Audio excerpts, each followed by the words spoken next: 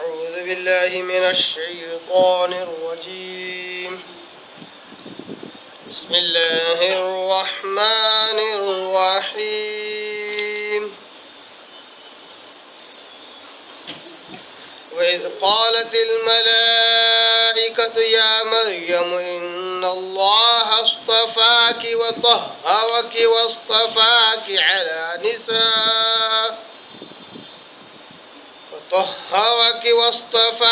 على نساء العالمين يا مريم اقنتي لربك واسجدي واركعي مع الراكعين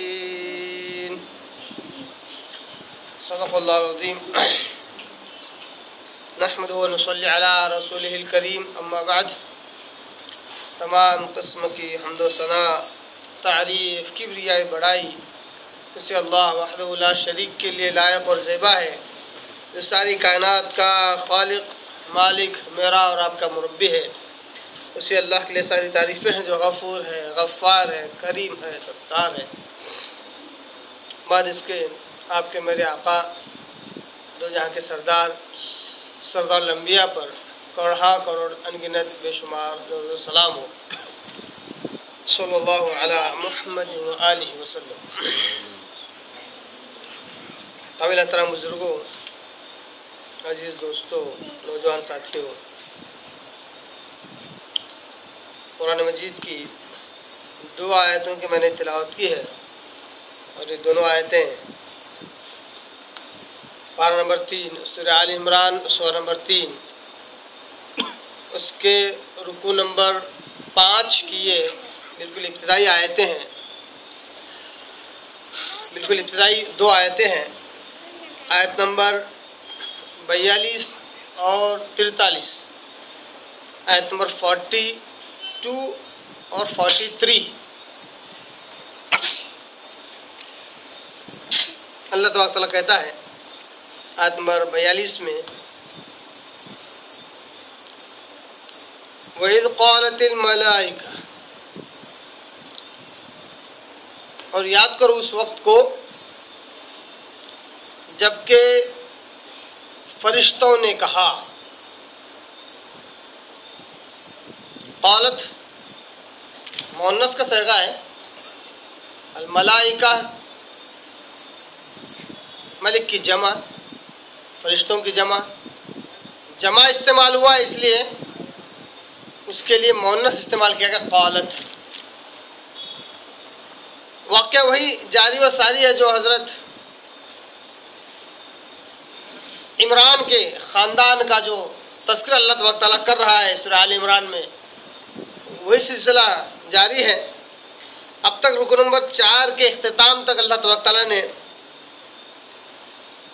مریم علیہ السلام کا تھوڑا سا تذکرہ اور اس کے بعد زیادہ تر تذکرہ حضرت زکریا علیہ السلام کا اللہ نے کیا۔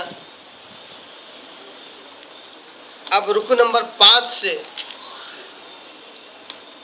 مریم علیہ السلام کا تذکرہ اللہ تبارک تعالیٰ شروع کرتا ہے۔ اللہ کہتا ہے اور اس وقت کو یاد کرو جبکہ فرشتوں نے کہا یا مریم، اے مریم علیہ السلام، ان اللہ اصطفاک، کہ بے شک اللہ تبارک و تعالیٰ نے تمہیں چن لیا ہے۔ ان اللہ اصطفاک، دیکھیے کیسی عربی ہے، بنیادی ایک نقطہ بتلا رہا ہوں، بہت سیدھا سادہ نقطہ ہے۔ ان اللہ اصطفاک اگر بول دیں تو اے مرد، ایک مرد اللہ نے تجھے چنا ہے۔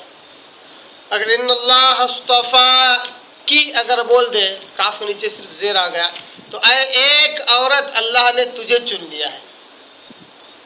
یہ ہو گیا زیر و زبر کا فرق۔